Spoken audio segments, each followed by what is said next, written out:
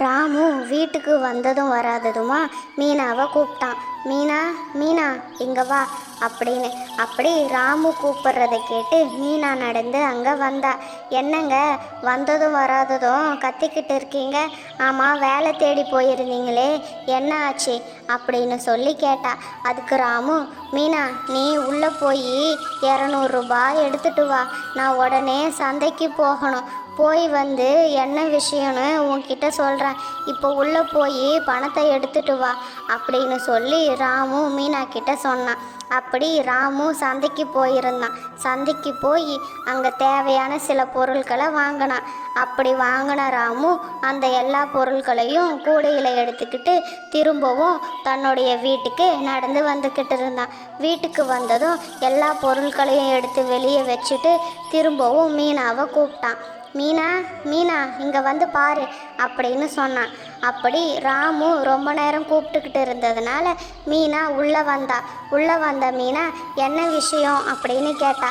முதல்ல இங்கே பாரு என்ன வாங்கிட்டு வந்திருக்கேன்னு அப்படின்னு சொன்னான். அதை பார்த்த மீனா என்னங்க இது அப்படின்னு சொல்லி கேட்டா.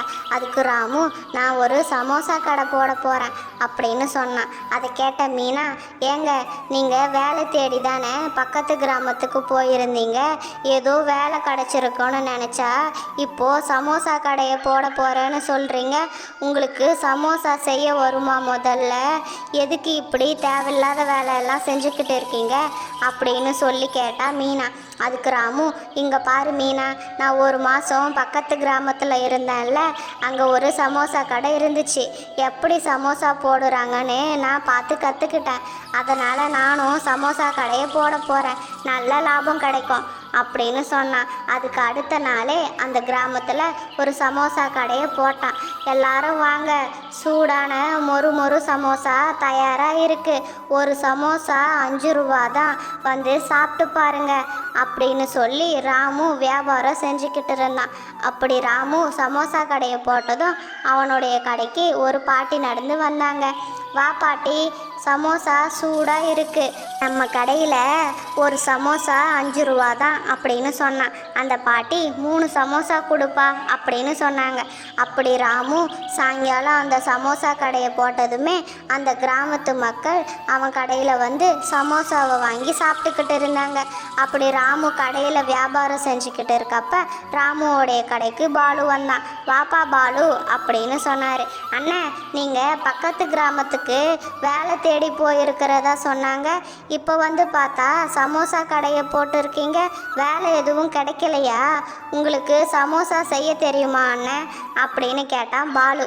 அதுக்கு ராமு, இது என்னப்பா பெரிய விஷயம், கண் பார்த்தா கை செய்ய போகுது, எங்கள் தாத்தா எனக்கு எப்படி சமோசா செய்யணும்னு சொல்லி கொடுத்துருக்காரு, அதை தான் நான் இப்போது வியாபாரமாக செஞ்சுக்கிட்டு வரேன், நீயும் ஒரு 3 சமோசா சாப்பிடுப்பா அப்படின்னு சொன்னான்.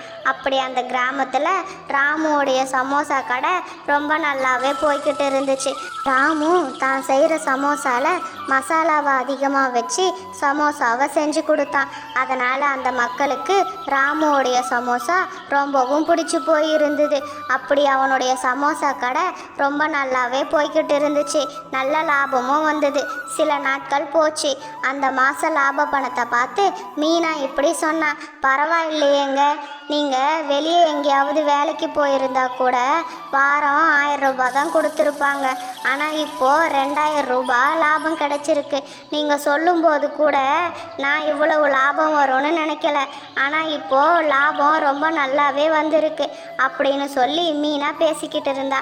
அதுக்கு ராமு, நான் தான் அப்போவே சொன்னேன்ல சமோசா கடையை போட்டால் நல்ல லாபம் கிடைக்கும்னு, நீ தான் என் பேச்சை நம்பவே இல்லை, நான் வெளியே எங்கேயாவது வேலைக்கு போயிருந்தா இவ்வளவு லாபம் கிடைச்சிருக்குமா அப்படின்னு சொன்னான் ராமு. அப்படி ராமு எப்பவும் போல் சந்தைக்கு போய் சமோசா கடைக்கு தேவையான எல்லா பொருட்களையும் சந்தையில் வாங்கிட்டு வருவான். அப்படி ராமுவோடைய சமோசா கடை ரொம்ப நல்லாவே போய்கிட்டு இருந்துச்சு. அவனுக்கு நல்ல வியாபாரம் வியாபாரமும் நடந்துக்கிட்டு இருந்துச்சு.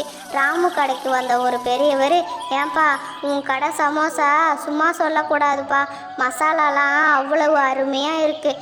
இவ்வளோ ருசியான சமோசாவை நான் சாப்பிட்டதே இல்லை, உனக்கு தான்ப்பா நன்றி சொல்லணும் அப்படின்னு சொன்னார் அந்த பெரியவர்.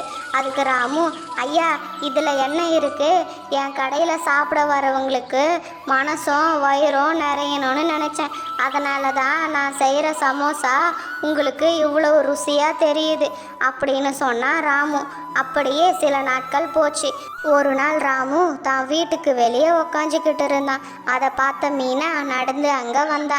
என்ன ஆச்சுங்க உங்களுக்கு, என்னவோ யோசனை செஞ்சுக்கிட்டு இருக்கீங்க?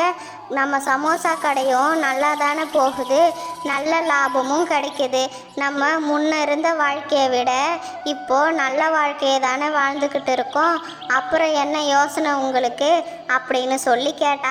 அதுக்கு ராமு, அது ஒன்றும் இல்லை மீனா, நீ சொல்கிற மாதிரி லாபம் நல்லா தான் வருது, லாபத்தை இன்னும் அதிகப்படுத்தணும் இல்லை அப்படின்னு சொன்னான். ராமுக்கு லாபம் அதிகமாக வர வர பேராசையும் அதிகமாகிடுச்சு. இந்த கிராமத்து மக்கள் என்னை முழுசாக நம்புகிறாங்க மீனா, இதுக்கப்புறமா நான் சமோசாவில் மசாலாவை குறைச்சிட்டு மாவு சேர்க்க போகிறேன் அப்படின்னு சொன்னான். அதை கேட்ட மீனா, ஏங்க நம்ம கடையில் வர லாபமே நமக்கு போதும் தானே, அதை விட அதிக லாபத்துக்கு ஏன் பேராசைப்படணும், நீங்கள் எப்போவும் போல் சமோசாவில் மசாலாவை வச்சு கொடுங்க, நீங்கள் மாவை அதிகப்படுத்தினீங்கன்னா சமோசாவோடைய ருசியே போயிடும், யாரும் நம்ம கடைக்கு வரவே மாட்டாங்க அப்படின்னு சொன்னா மீனா. அப்படியே சில நாட்கள் போச்சு. ராமுவோடைய பேராசை நாளுக்கு நாள் அதிகமாகிக்கிட்டே போச்சு. அவன் சமோசாவில் மசாலாவை குறைச்சிட்டு மாவை கலந்து சமோசாவை செஞ்சு கொடுத்துக்கிட்டு இருந்தான். நல்ல லாபம் கிடைக்கும் அப்படின்னு நினச்சி ராமு ரொம்பவும் சந்தோஷப்பட்டான். அதை சாப்பிட்ட அவங்க, என்ன ராமு அண்ணன், முன்னெல்லாம் உங்கள் கடையில் சமோசா முழுக்க மசாலா இருக்கும், சாப்பிட்றதுக்கே அவ்வளோ ருசியாக இருக்கும், இப்போ என்னடானா வெறும் மாவு மட்டும்தான் இருக்குது, மசாலாவையே காணோம் அப்படின்னு கேட்டார். பக்கத்தில் இருந்த ஒருத்தர், கடை ஆரம்பிக்கும் போது நல்லா மசாலாவை போட்டு சமோசாவை செஞ்சு கொடுக்கறது, ஜனங்க நம்ப ஆரம்பித்ததும் உங்கள் வேலையை காட்ட வேண்டியது, இப்படி செஞ்சு லாபம் சம்பாரித்து என்ன பண்ண போகிறீங்க அப்படின்னு கேட்டார். அதை கேட்ட ராமு, நீங்கள் 2 பேரும் என்னை மன்னிச்சிடுங்க, அவர் சொல்கிறது உண்மைதான், ஆரம்பத்தில் சமோசாவை நான் நல்லபடியாக தான் செஞ்சு கொடுத்துட்டு வந்தேன், லாபம் அதிகமானதும் நான் பேராசைப்பட்டுட்டேன், என்னுடைய பேராசை என்னை இப்படி மாற்றிடுச்சு, இதுக்கப்புறமா நிச்சயமாக நான் இந்த தப்பை செய்ய மாட்டேன் அப்படின்னு சொல்லி மன்னிப்பு கேட்டான். அப்பத்திலிருந்து ராமு ரொம்ப நேர்மையாக அங்கே சாப்பிட வர எல்லாருக்குமே கடை ஆரம்பிக்கும் போது எப்படி மசாலாவை அதிகமாக வச்சு சமோசா செஞ்சானோ அதே மாதிரி சமோசாவை செஞ்சு கொடுத்துட்டு வந்தான். அந்த கிராமத்து மக்களும் சந்தோஷமாக வாங்கி சாப்பிட்டாங்க. இந்த மாதிரி கதைகளை தொடர்ந்து நீங்கள் பார்க்கணுன்னா மறக்காமல் நம்மளுடைய சேனலை சப்ஸ்கிரைப் பண்ணுங்கள். நிறைய பேர் சப்ஸ்கிரைப் பண்ணாமலே வீடியோவை பார்க்குறீங்க. அடுத்து என்ன கதை போடலான்னு மறக்காமல் கமெண்ட் பண்ணுங்கள், லைக் பண்ணுங்கள், ஷேர் பண்ணுங்கள். பாய்.